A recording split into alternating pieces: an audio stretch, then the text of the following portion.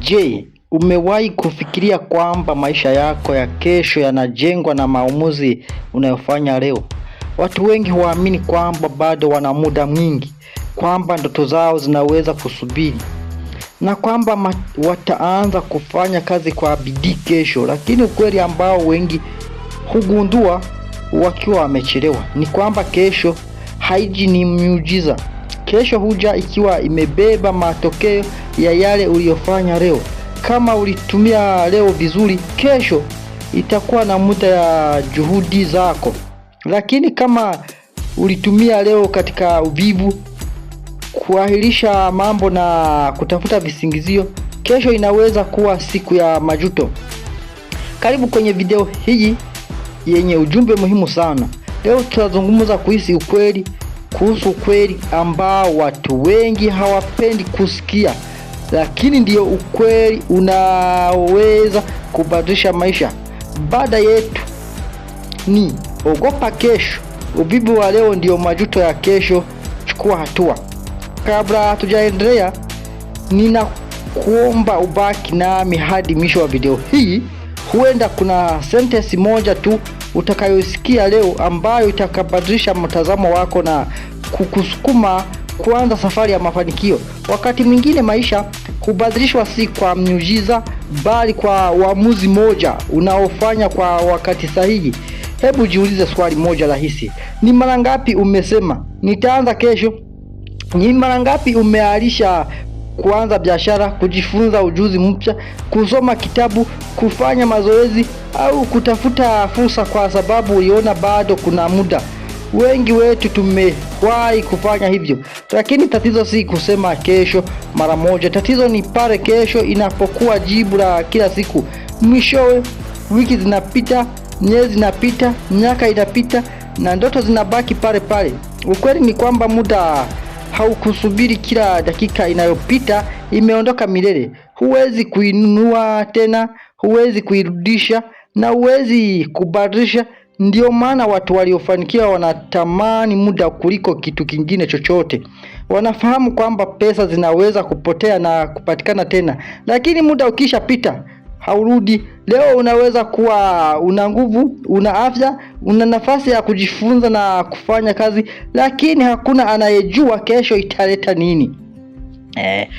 Kesho kabisa mtu hajui italeta nini. Kesho inaweza leta kitu kingine. Hatua ndo unayochukua leo inaweza kuwa mwanzo wa mafanikio makubwa miaka michache ijayo. Kwa hiyo ninakualika usikilize video hii kama burudani tu, isikilize kama mazungumzo yanayokuhusu wewe binafsi. Jiulize, ni jambo gani umekuwa ukiharisisha kwa muda mrefu? Jiulize, na ni ndoto gani umeiacha ikae moyoni bila kuipa nafasi ya kukua? Kisha jiandae kufanya uamuzi wa kubadilika, kwa sababu mwisho wa siku tofauti kati ya mtu anayefanikiwa na anayebaki na majuto mara nyingi si kipaji, si bahati, wala si mazingira. Mara nyingi tofauti hiyo ni uamuzi wa kuchukua hatua leo badala ya kusubiri wakati ambayo huenda usiwahi kufika. Basi endelea kutazama, kwa sababu katika sehemu zinazofuata tunachambua kwa kina jinsi uvivu unavyoanza taratibu, jinsi unavyoiba ndoto bila mtu kugundua, na hatua unazoweza kuanza kuchukua leo ili kujenga kesho ambayo utajivunia badala ya kuijutia. Uvivu huanza na uamuzi mdogo. Kuna msemo unasema kwamba safari ya meli 1000 huanza kwa hatua moja.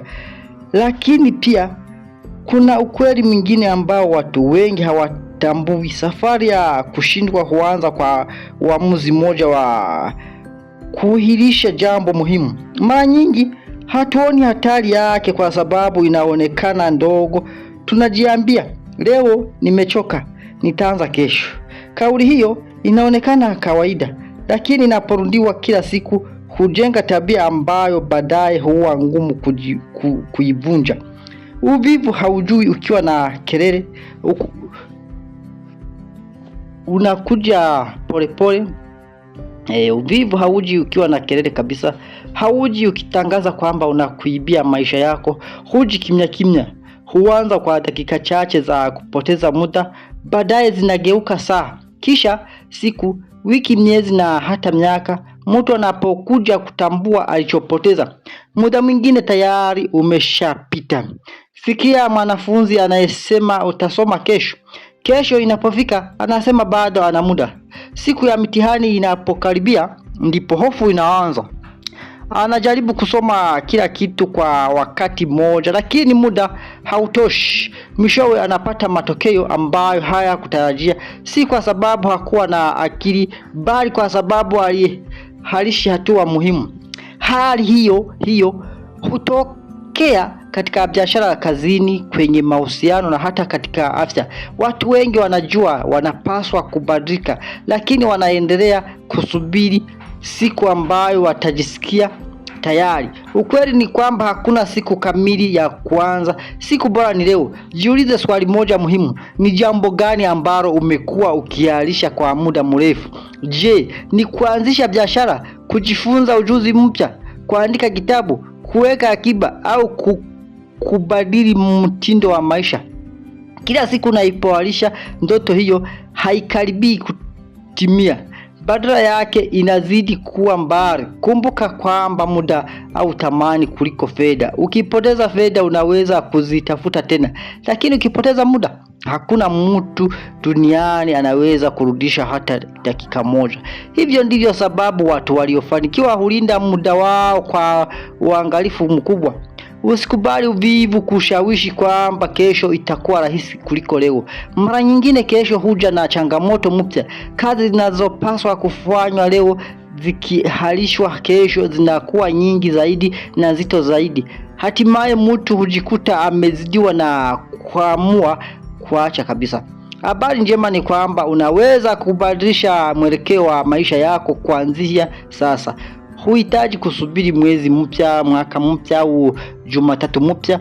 Uamuzi unayofanya dakika hii unaweza kuwa mwanzo wa mafanikio makubwa.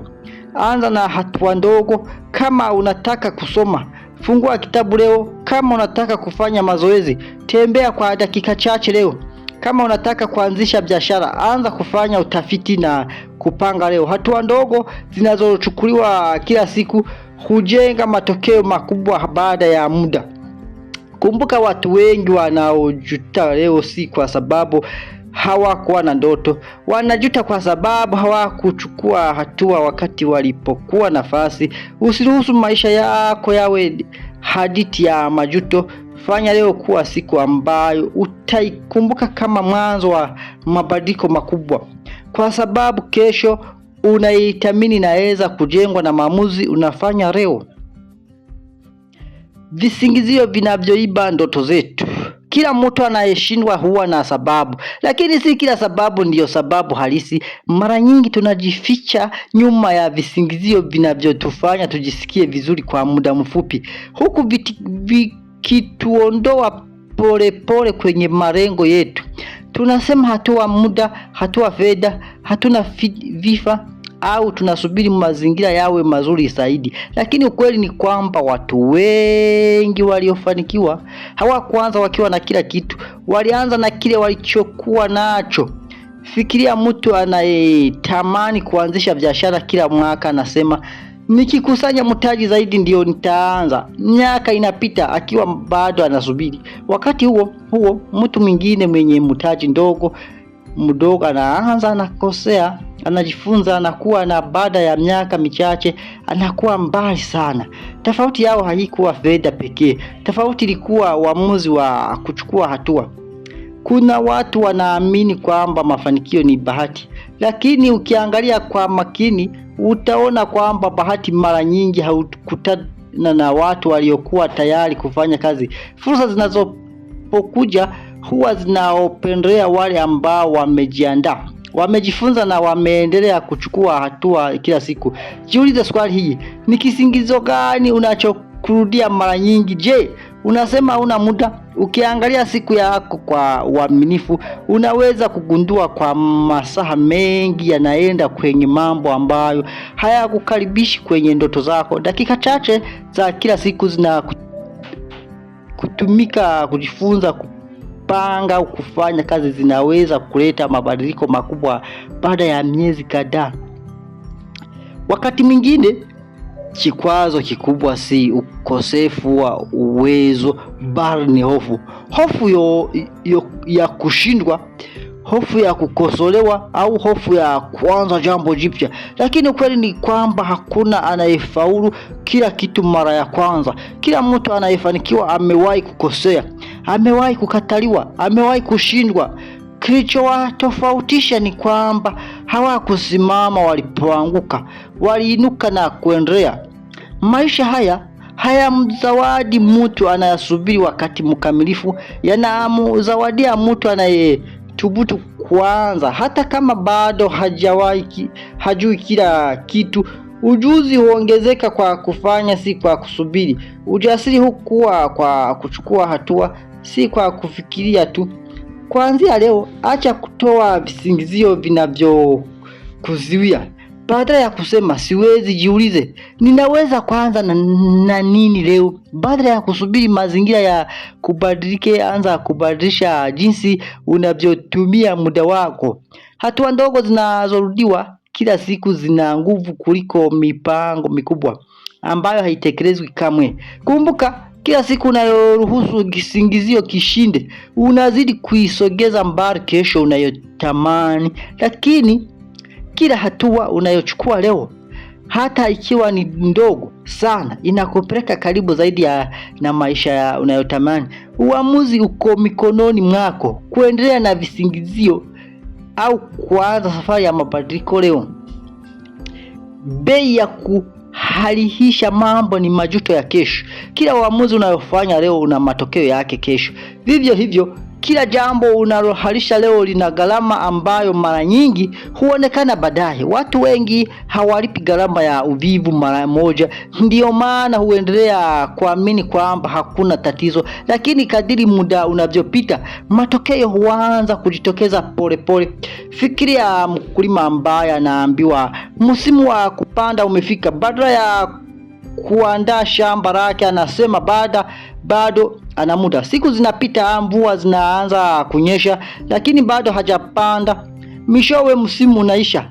Wakulima wengi wanavuna mazao, lakini yeye anabaki akitazama. Tatizo halikuwa mvua wala mbegu. Tatizo lilikuwa kuhalisha jambo ambalo lililopaswa kufanywa kwa wakati wake.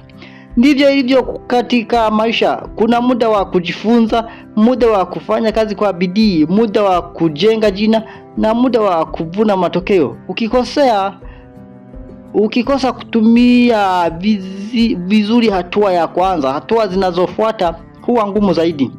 Mara nyingi watu huona waliofanikiwa na kusema ana bahati, lakini hawakuona miaka ambayo mtu huyo aliamka mapema, alijifunza, alikosea, akaanza tena na akaendelea bila kukata tamaa. Mafanikio mengi tunayoyaona leo ni matokeo ya maamuzi madogo yaliyofanywa kwa uaminifu kila siku. Jiulize swali hili: ukiendelea kuishi kwa mtindo ule ule kwa miaka 5 ijayo, maisha yako yatakuwa yamebadilika kwa kiasi gani?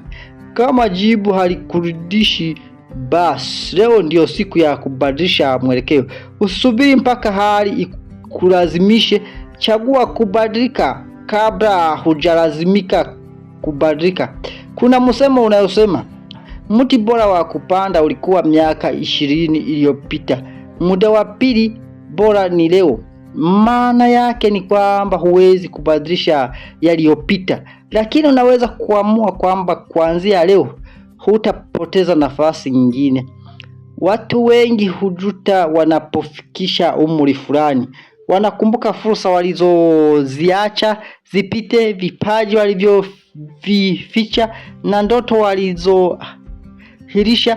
Majuto hayo huwa mazito kwa sababu wanajua walikuwa na nafasi ya kuanza, lakini hawakuchukua hatua. Usikubali maisha yako yafikie ufikie hatua hiyo. Chukua jukumu la maamuzi yako. Hata kama ulikosea jana, leo bado una nafasi ya kuanza upya. Kila siku mpya ni nafasi ya kuandika ukurasa mpya wa maisha yako. Kumbuka, mafanikio hayaji kwa hatua moja kubwa pekee. Yanajengwa na maamuzi madogo yanayorudiwa kila siku. Ukianza leo kusoma kwa nidhamu, kufanya kazi kwa bidii, kujifunza ujuzi mpya na kutumia muda wako vizuri, baada ya miaka michache utaona tofauti kubwa kati yako na yule ambaye aliendelea kualisha. Kesho unayoifia inaweza kuwa kesho ya furaha au ya majuto. Tofauti yake haitegemei bahati, inategemea kila unachoamua kufanya leo. Kwa hiyo usisubiri muda ukupitie. Simama, amua na anza kuchukua hatua sasa, kwa sababu kila dakika unayotumia kwa busara ni uwekezaji wa maisha yako ya baadaye. Jinsi ya kushinda uvivu na kujijenga nidhamu ya mafanikio. Ukweli moja ambayo kila mtu anayetamani kufanikiwa anapaswa kuelewa ni kwamba motisha pekee haitoshi. Kuna siku utaamka ukiwa na hamsa kubwa, ukiwa tayari kufanya kila kitu, lakini pia kutakuwa na siku ambazo hutajisikia kufanya chochote. Hapo ndipo nidhamu inapokuwa muhimu zaidi kuliko hisia zako. Watu wengi husubiri mpaka wajisikie tayari ndipo wanaanza kuchukua hatua, lakini watu wenye mafanikio hufanya tofauti. Hawasubiri hisia ziwaambie wafanye kazi. Wanafanya kwa sababu wameamua kwamba malengo yao ni muhimu kuliko uvivu wa muda mfupi. Nidhamu ni uwezo wa kufanya kile kinachopaswa kufanywa hata kama hujisikii kufanya hivyo. Ni kuamka wakati wengine bado wamelala. Ni kujifunza wakati wengine wanapoteza muda. Ni kuendelea mbele hata wakati hakuna anayekupongeza. Kushinda uvivu huanza na kubadilisha mtazamo wako. Unapaswa kuacha kuiona kazi kama adhabu na kuanza kuiona kama daraja linalopeleka kwenye maisha unayotaka. Kila juhudi unayoweka leo ni zawadi unayojiandalia kwa siku zijayo. Moja ya njia bora za kujenga nidhamu ni kuanza na mambo madogo.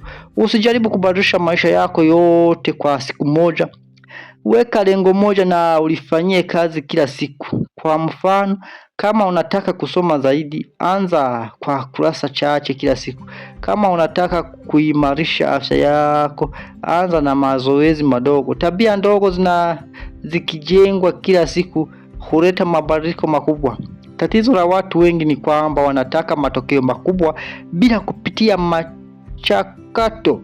Wanataka mafanikio lakini hawataki maumivu ya kujifunza. Wanataka maisha bora lakini hawataki kubadilisha tabia zao. Lakini hakuna mafanikio ya kweli bila kujitoa.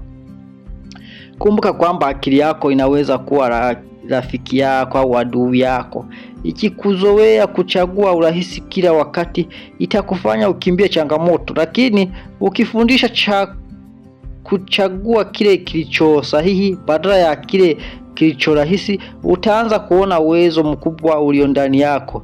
Acha kujiambia mimi ni mvivu, badala yake jiambie ninaweza kujifunza kuwa na nidhamu. Tabia si kitu kisichobadilika. Kila siku unayo nafasi ya kujenga toleo jipya la wewe mwenyewe.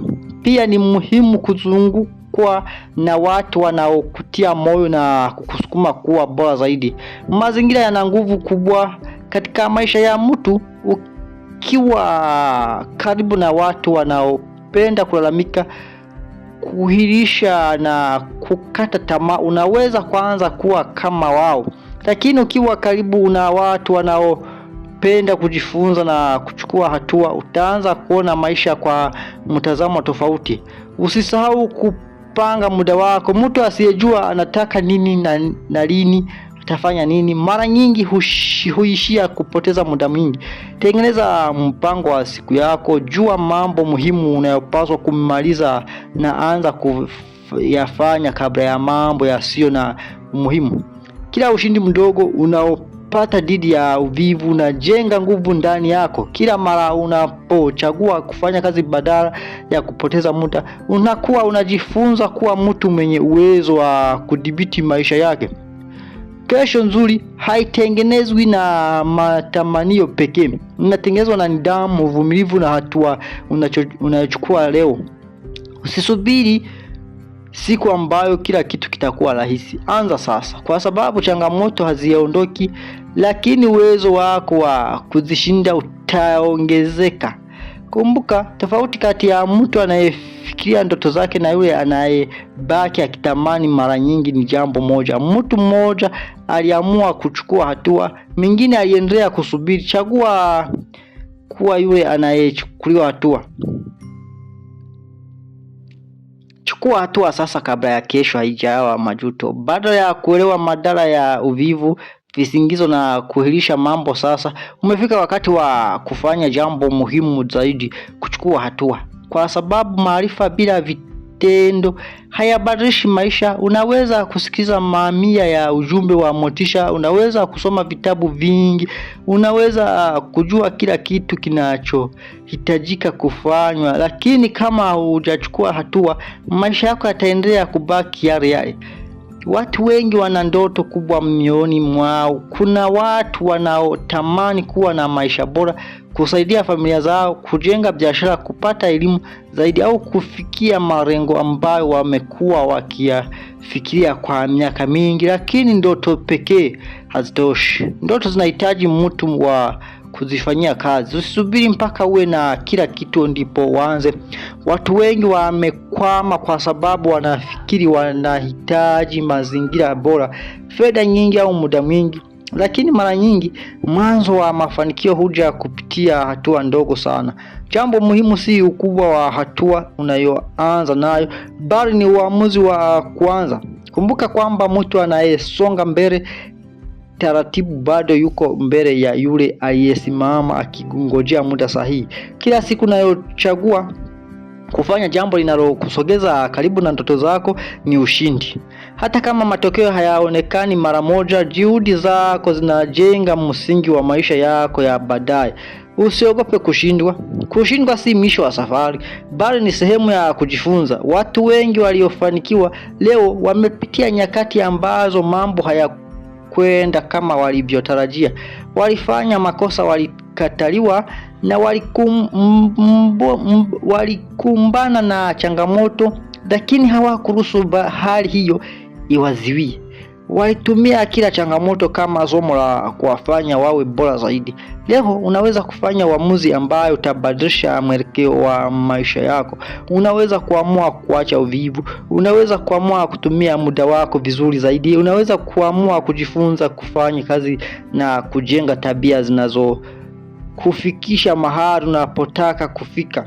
Jiulize, utakuwa wapi baada ya mwaka mmoja kuanzia leo? Je, utakuwa mtu anayejivunia hatua alizochukua, au utakuwa mtu anayesema laiti ningekuwa nimeanza mapema? Jibu la swali hilo linaanza leo. Hakuna mtu mwingine atayekuja kuishi maisha yako kwa niaba yako. Ni wewe mwenyewe unayeamua kutumia nafasi uliyopewa. Kila asubuhi unapoamka ni zawadi na ni nafasi mpya ya kufanya vizuri zaidi kuliko jana. Usiruhusu simu, starehe za muda mfupi au visingizo vikuchukulie muda ambayo ungeweza kutumia kujenga maisha yako. Kuna wakati wa kupumzika, lakini pia kuna wakati wa kufanya kazi kwa ajili ya kesho yako. Hauhitaji kuwa mkamilifu. Kumbuka maneno haya: uvivu wa leo unaweza kuwa majuto ya kesho, lakini hatua ya leo inaweza kuwa mafanikio ya kesho. Hauhitaji kuwa mkamilifu ile kuanza. Unahitaji tu kuwa na ujasiri wa kuchukua hatua ya kwanza. Baada ya hatua ya kwanza, hatua ya pili huwa rahisi zaidi. Kadri unavyoendelea ndivyo unavyozidi kujenga nguvu, ujuzi na kujiamini. Kwa hiyo, kuanzia sasa acha kusema nitafanya kesho. Badilisha kauli hiyo na useme nitaanza leo. Chukua dakika chache kufanya jambo moja linalokusogeza karibu na ndoto zako.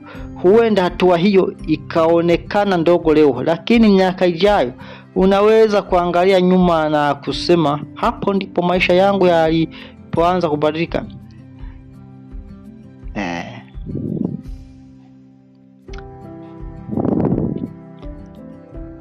Nguvu ya maamuzi madogo katika kujenga kesho bora. Watu wengi hudharau nguvu ya maamuzi madogo. Wanafikiri kwamba ile kubadilisha maisha yao lazima wafanye jambo kubwa sana kwa siku moja. Lakini kweli ni kwamba maisha hubadilishwa na mambo madogo yanayofanyika kwa uthabiti kila siku. Mto mkubwa huanza na matone madogo ya maji. Vivyo hivyo, mafanikio makubwa huanza na hatua ndogo ambazo mtu anaamua kuzifanya bila kukata tamaa. Tatizo la watu wengi si kwamba hawajui wanachotaka, bali ni kwamba hawajaanza safari ya kukifikia. Kila asubuhi unapoamka una nafasi mbili mbele yako. Unaweza kutumia siku yako kama siku nyingine ya kawaida, ukirudia tabia zile zile, au unaweza kuamua kufanya jambo moja litakalokusogeza karibu na malengo yako. Uamuzi huo unaweza kuonekana mdogo, lakini baada ya muda una uwezo wa kubadilisha kabisa mwelekeo wa maisha yako. Usisubiri mpaka uwe na nguvu zote, fedha zote au maarifa yote. Watu wengi wanaofanikiwa hawakuanza wakiwa tayari kwa kila kitu. Walijifunza wakiwa njiani, walikuwa kupitia changamoto, walifanya makosa na kutumia makosa hayo kama masomo ya kuwasaidia kusonga mbele. Kuna tofauti kubwa kati ya mtu anayesubiri na mtu anayechukua hatua. Anayesubiri kila mara hatafuti sababu kwa nini hawezi kuanza, lakini anayechukua hatua hutafuta njia ya kufanya hata kama hali si kamili. Maisha hayahitaji mtu mkamilifu, yanahitaji mtu mwenye uamuzi. Mtu anayesema nitaanza na nilicho nacho, nitajifunza ninapokwenda na sitaacha mpaka nifike ninapotaka. Kila tabia unayoijenga leo ni uwekezaji wa kesho. Ukijenga tabia ya kusoma, kesho utakuwa na maarifa zaidi. Ukijenga tabia ya kufanya kazi kwa bidii, kesho utakuwa na uwezo mkubwa zaidi. Ukijenga tabia ya kutumia muda vizuri, kesho utakuwa na nafasi nyingine zaidi za kufanikiwa. Lakini pia kila tabia mbaya unayoruhusu ikuwe ina gharama yake. Kuahirisha mambo kila siku, kutumia muda mwingine kwenye vivyo visivyo na faida, na kukata kujifunza kunaweza kukufanya ufike mahali ambapo utajiuliza kwa nini hakuanza mapema. Usisubiri majuto ya kufundishe thamani ya muda. Jifunze sasa, anza sasa, badilisha sasa. Kumbuka kwamba hakuna mtu atakayekuja kubeba ndoto zako kwa ajili yako. Watu wanaweza kukushauri, kukutia moyo na kukusaidia, lakini hatua ya mwisho lazima itokee kwako. Maisha yako ni jukumu lako. Leo unaweza kuamua kuwa mtu tofauti. Unaweza kuamua kuacha maneno mengi na kuanza vitendo zaidi. Unaweza kuamua kutumia muda wako kujenga badala ya kupoteza. Unaweza kuamua kwamba miaka ijayo haitakuwa kama miaka iliyopita.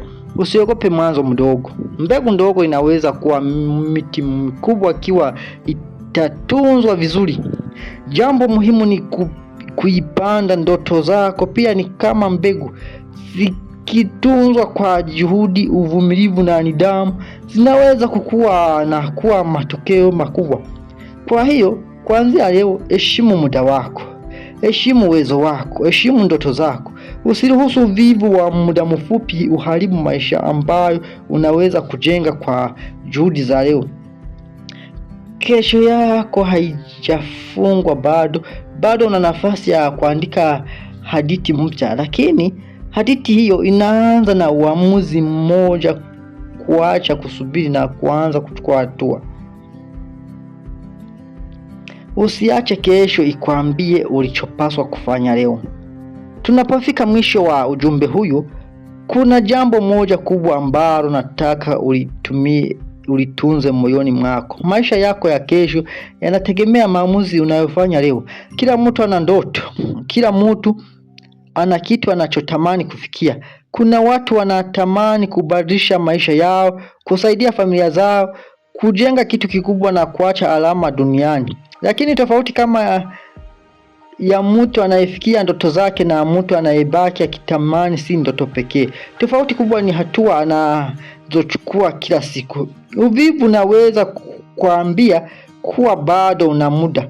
Visingizio vinaweza kukuambia kuwa bado hujawa tayari. Hofu inaweza kukuambia kuwa uwezi. Lakini ukweli ni kwamba kila siku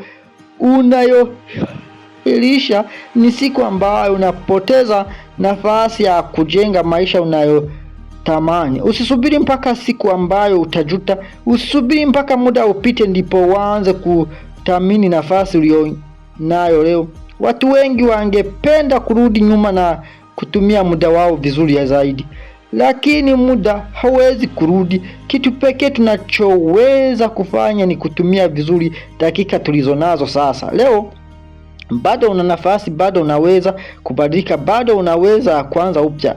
Haijalishi umechelewa kiasi gani. Hatua unayoanza kuchukua leo inaweza kuwa mwanzo wa maisha mapya. Kumbuka, mafanikio hayajengwi kwa siku moja, yanajengwa na maamuzi madogo yanayorudiwa kila siku. Kuamka na kufanya kazi kwa wakati wengine wanasubiri kujifunza, wakati wengine wanapoteza muda wa kuendelea, wakati wengine wamekata tamaa. Usidharau hatua ndogo. Mtu anayesoma ukurasa mmoja kila siku, baada ya muda atakuwa na maarifa mengi.